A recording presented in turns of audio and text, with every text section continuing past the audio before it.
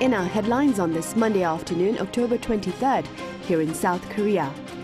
President Yoon Suk-yeol and Saudi Crown Prince Mohammed bin Salman are sealing deals and memorandums of understanding worth well over $15 billion as they aim to advance their trade alliance to include future industries such as hydrogen and IT beyond oil and construction.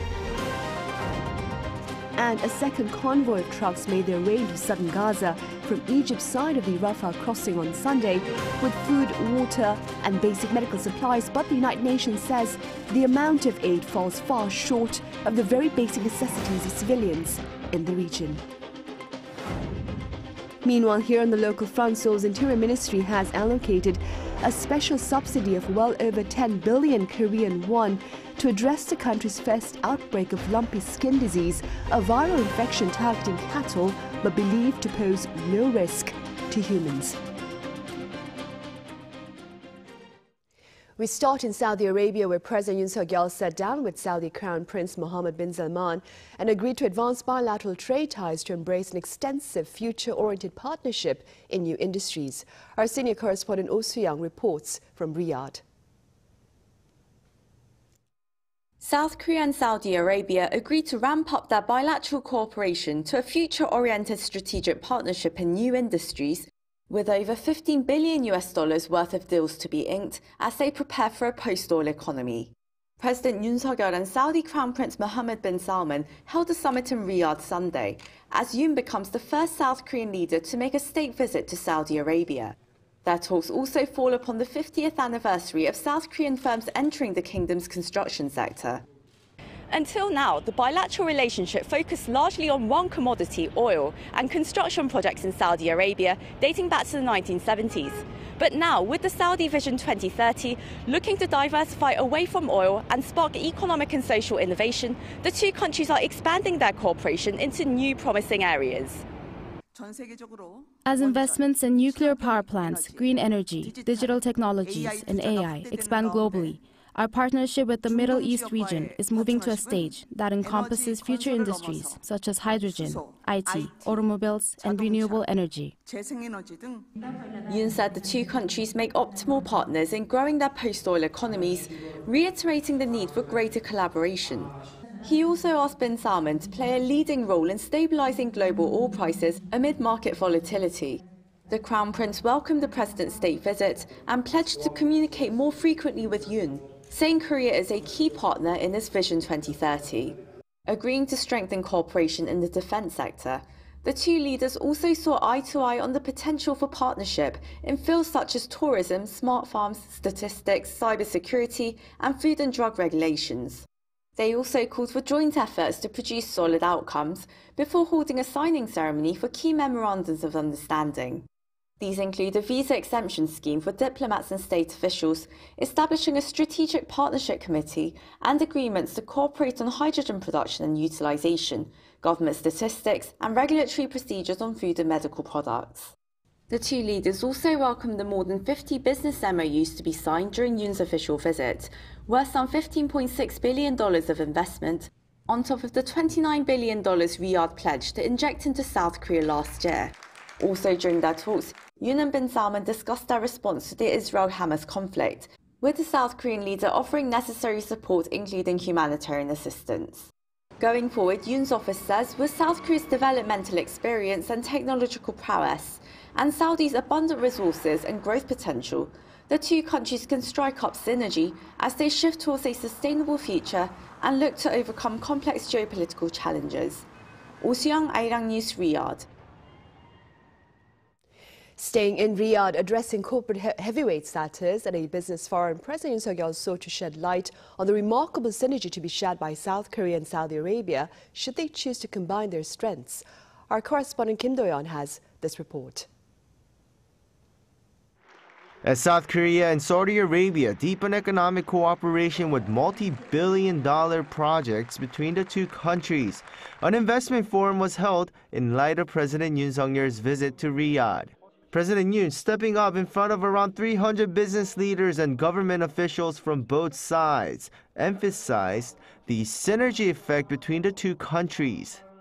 첨단 기술력과 성공적인 산업발전 경험을 보유한 한국과 풍부한 자본과 성장 잠재력을 갖춘 사우디가 손을 잡으면 그 어느 나라보다도 강력한 시너지를 만들어낼 수 있습니다. According to the top office, 46 MOUs and deals have been signed from this event, and around 30 were deals in high-tech industries and new businesses. This includes Hyundai Motor's building an EV plant in Saudi Arabia, as well as deals related to hydrogen energy production as Saudi Arabia prepares itself for the post-oil economy. 이제 양국 간 협력 관계도 원유 건설 협력을 넘어 제조업, 스마트 인프라, 청정 에너지 등 비전 2030 관련된 전 분야로 파트너십을 확장해야 합니다. South Korea's food and snack producer Nongshim signed deals with Saudi greenhouses to develop smart farms in the country. Punglim Pharmatech, a South Korean medical device manufacturer, agreed to create a Saudi plant. And there were deals in other new types of businesses such as robotics and aesthetics. For conventional areas such as infrastructure and energy, Korea National Oil Corporation and Saudi Arabia's state-run energy company Aramco signed a contract to cooperate in petroleum storage, as well as MOUs for cooperation in Saudi's new smart city construction projects. 양국 경제인 여러분, 이제 사우디는 아시아와 유럽, 아프리카를 연결하는 명실상부한 글로벌 허브 국가로 도약하고 있습니다. 대한민국과 사우디가 함께 써내려갈 새로운 역사의 주인공은 바로 이 자리에 계신 경제인 여러분들입니다. In terms of Saudi's creation of new cities, President Yoon and the First Lady Kim Goni visited the historical Saudi Arabian town of Darya near Riyadh soon after landing on Saturday. There, President Yoon was asked by Saudi officials to help South Korea participate in a $20 billion project to develop this region. Kim Do-yeon, Arirang News. Elsewhere in the Middle East, a second convoy of trucks entered southern Gaza from Egypt's side of the Rafah crossing on Sunday with food, water and basic medical supplies as fear mounts about a regional expansion of the armed conflict between Israel and Hamas. Our Isingje has more. A day after 20 trucks carried medical aid, food and water into Gaza on Saturday, another 17 trucks moved through the Rafah crossing with more humanitarian aid. For the second straight day, aid was allowed into the Palestinian enclave during a short window as Israel continued preparations for a ground offensive. Despite the much-needed aid flowing into Gaza over the weekend, the United Nations says about 100 trucks per day are required to meet the needs of Gazans. Also, while the trucks carried food, water, and medical supplies, the shipments did not include much-needed fuel. Meanwhile, with tensions rising on the Israel-Lebanon border, Israeli Prime Minister Benjamin Netanyahu warned Hezbollah that it will be making the biggest mistake of its life if it takes part in the armed conflict.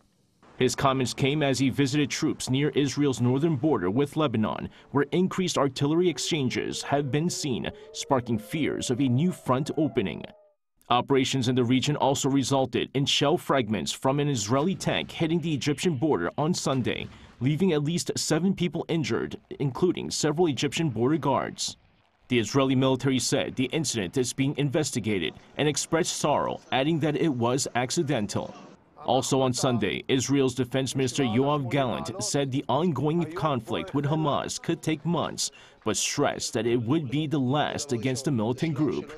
Israel says that its air raids have been targeting Hamas commanders and infrastructure, but Gaza's health ministry said Sunday that more than 4,600 Palestinians have been killed, including 1,873 children. Lee Seung-jae, Arirang News. Also, in related news, global leaders are addressing the armed conflict between Israeli forces and Palestinian militants. And while a broader consensus is yet to be reached, many agree that the lives of ordinary people in Palestine must be protected. Our Choi Soo-young reports. U.S. President Joe Biden, in a virtual meeting with Israeli Prime Minister Benjamin Netanyahu on Sunday, welcomed the entry of the first aid convoys into the Gaza Strip. The White House said both leaders affirmed their commitment to ongoing humanitarian aid for Gaza and greeted the release of 2 American hostages by Hamas.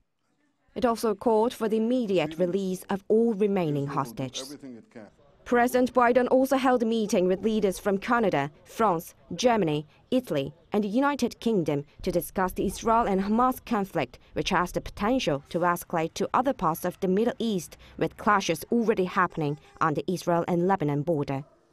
The White House stated that President Biden discussed his recent visit to Israel and efforts to ensure food, medicine, and other humanitarian support for Gaza. Moreover, Western leaders pledged to work together closely for lasting peace in the Middle East and to provide support to their citizens in the region, particularly those who wish to leave Gaza. Meanwhile, on Saturday, there was a peace conference in Cairo aimed at stopping the conflict. Many leaders and foreign ministers from the Middle East, Africa, and Europe came to the Cairo Summit of Peace without Israel or the United States. While Arab and Muslim states asked for an immediate end to Israel's military offensive, Western countries mostly voiced for modest solutions like humanitarian aid for civilians. Palestinian President Mahmoud Abbas expressed his views during his opening speech at the summit. Ladies and gentlemen, we will not leave. We will not leave. We will not leave, and we will remain on our land. The meeting finished with leaders and foreign ministers failing to reach a joint statement despite the conflict having lasted for 2 weeks, resulting in thousands of deaths and pushing Gaza into a humanitarian crisis. Choi Soo-hyung, Arirang News.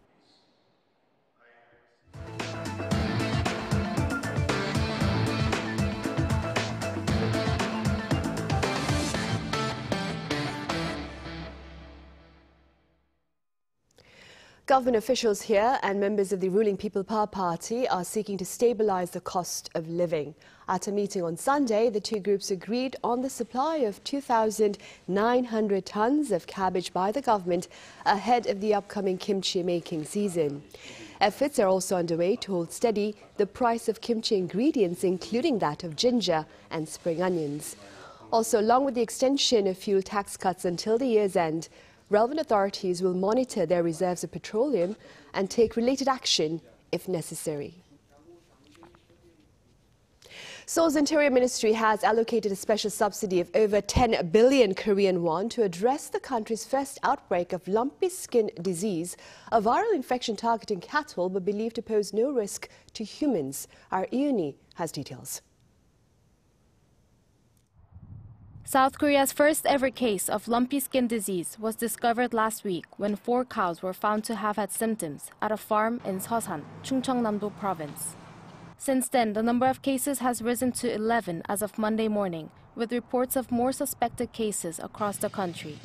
In response, the Ministry of the Interior and Safety announced on Sunday that special subsidies worth over 10 billion Korean won, or almost $7.5 million will be provided to halt the spread of the disease. Subsidies will be allocated to support disease prevention activities by local governments, including the operation of base disinfection facilities. The government has raised the crisis alert level to serious, the highest level in its 4-tier system. And starting Monday, the Ministry of the Interior and Safety is conducting joint inspections with the Ministry of Agriculture, Food and Rural Affairs in 5 West Coast regions. Cattle farms in Gyeonggi-do, Chungcheongnam-do, Jeollabuk-do, Jeollanam-do provinces, and Incheon will be inspected as part of a disease prevention process. Lumpy skin disease is a viral disease in cattle transmitted by blood-feeding insects, with symptoms including blisters and lower milk production. The disease does not pose a threat to humans. However, authorities say they will cull infected cattle to prevent any possibility of them entering the food system. Some 50,000 cows will also be vaccinated. After its discovery in Zambia in 1929, lumpy skin disease was considered an endemic disease in Africa for several decades. However, after 2010, it began to spread to European and Asian countries. Authorities say that although there might be a temporary price increase for Korean Hanu beef, the overall impact on supply and price, including milk prices, is expected to be limited. Yoon, Arirang News. Meanwhile, on the trade front, exports expanded close to 5% on year during the first 20 days of this month. According to the Korea Customs Service on this Monday, the value of exports rose 4.6% on year to $33.8 billion amid greater shipments to the US and neighboring Japan. The average export value per working day also gained 8.6% on year. Given this latest finding, expectations are running high for a tangible rebound in exports within this year. Two of the country's leading electric vehicle and battery manufacturers have inked a supply chain agreement for the first time. Earlier on this Monday, battery maker Samsung SDI announced that it will supply Hyundai Motor with electric vehicle batteries for 7 years starting in the year 2026. Samsung SDI will supply batteries made in its plant in Hungary to Hyundai Motor's EV sites in Europe. Now, earlier this year, Samsung SDI sealed similar deals with General Motors and BMW. In other news, Korea ranks 8th highest in terms of employment gender gap among 38 OECD member states. According to an OECD report on Monday, Korea's employment rate in the second quarter of 2023 was 76.92% for men and 61.36% for women, translating into a gap of 15.56 percentage points. Now, the OECD average gap stands at 13.85 percentage points. While Korea's female employment numbers have expanded over the past decade, they still stand low. Turkey, meanwhile, had the lowest female employment rate at 35.34%. This past weekend, Korea celebrated Hanbok Day, and in light of this occasion, my colleague Song Yoo-jin met with a number of people dedicated to promoting awareness and the beauty of Korea's traditional attire. Do take a look. Hanbok. It means Korean clothing. The earliest records of hanbok date all the way back to the ancient Three Kingdoms period. While the tradition of wearing hanbok every day has dwindled, there are those who are working to make sure this 2,000-year-old heritage isn't forgotten. Like hanbok and pattern designer Jang Ha-eun, the CEO of emerging hanbok brand Gov't. Her brand designed Blackpink's hanbok costumes for their Coachella headliner performance this year. Chang's designs draw inspiration from traditional Korean objects such as roof tiles or flowers. All her designs, whether that be hanbok or accessories like hats, bags, and even scrunchies, feature her unique patterns and are infused with a creative touch. People tend to save wearing hanbok for special occasions, which is a bit of a shame. I thought we could set aside traditional hanboks for those moments and introduce modified, newly designed hanboks for everyday wear. This could help hanbok become more beloved for longer. Hanbok designer Kim Ji-won has been in the industry for nearly 3 decades. Kim, who studied Korean traditional dance, created her first hanbok brand for dancers in 1994. In 2017, she launched her second brand, focusing on making more wearable and comfortable hanboks. She was in charge of the opening and closing ceremony costumes of the 2018 Pyeongchang Winter Olympics and Paralympics. She says she's witnessed a positive change in Korea's hanbok culture. In the past, hanboks were primarily concerned with adhering to traditional aesthetics like collar and sleeve shapes. Nowadays, brands are striving to infuse these garments with historical meaning and significance. The shift has led to a broader array of items with various designs within the hanbok world. Outside of Korea are those dedicated to promoting hanbok globally. The Asian American Youth Council, for instance, successfully requested New Jersey to declare the first overseas hanbok day in 2021. On this day, you get to see political figures donning with Korean hanbok within the fashion show, and thereby integrating traditional Korean attire into a display of cultural respect. These are just some of the people who are stitching together tradition and innovation to make sure that hanbok is a lasting legacy. Song Yoo-jin, Arirang News.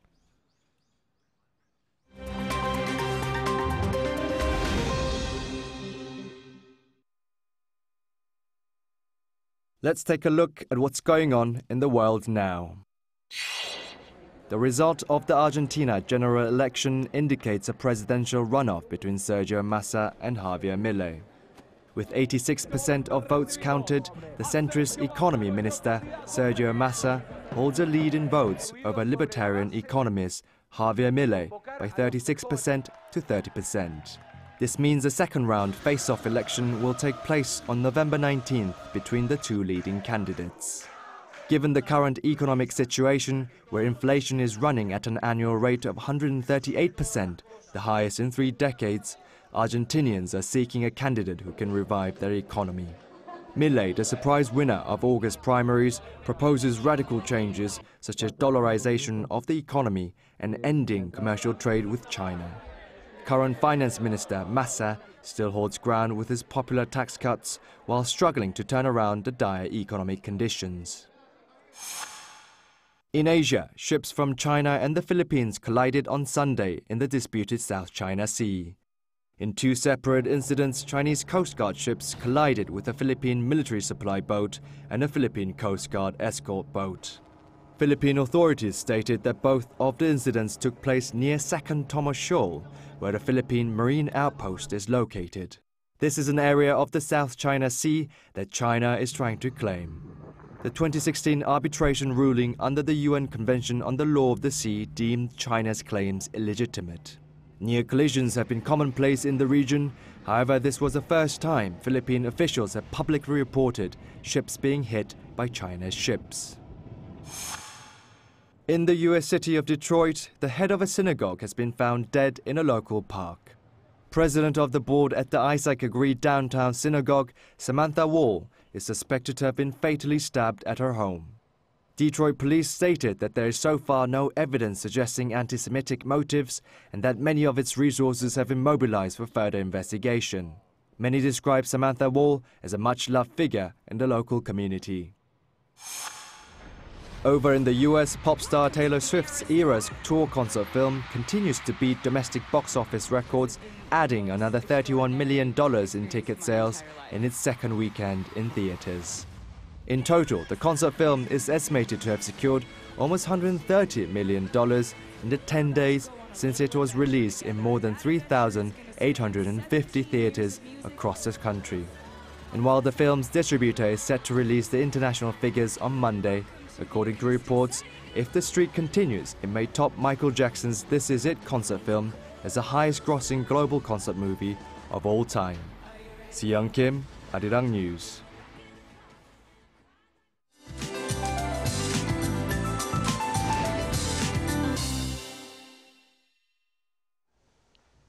Good afternoon. After experiencing an unseasonably chill in the air over the weekend, temperatures have returned to normal across Korea. It was a much warmer start to the day than Sunday, and highs finally reached the 20s this afternoon. Southern provinces remain mostly sunny all day, while there is a slim chance that the west of central regions could see spotty rain passing by.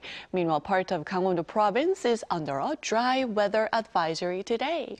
Afternoon highs in most parts are similar to or slightly higher than seasonal norms. Seoul and Gwangju topping out at 21 degrees Celsius, Gyeongju at 23 degrees. It's nearly perfect weather to explore the enchanting autumn colors today. Then there will be more on and off rain in the west of central regions through Wednesday dawn. While a major cold snap may not be in the cards this week, please prepare for a roller coaster ride of temperatures and take well care of yourself. That's Korea for you, and here's a look at the international weather conditions.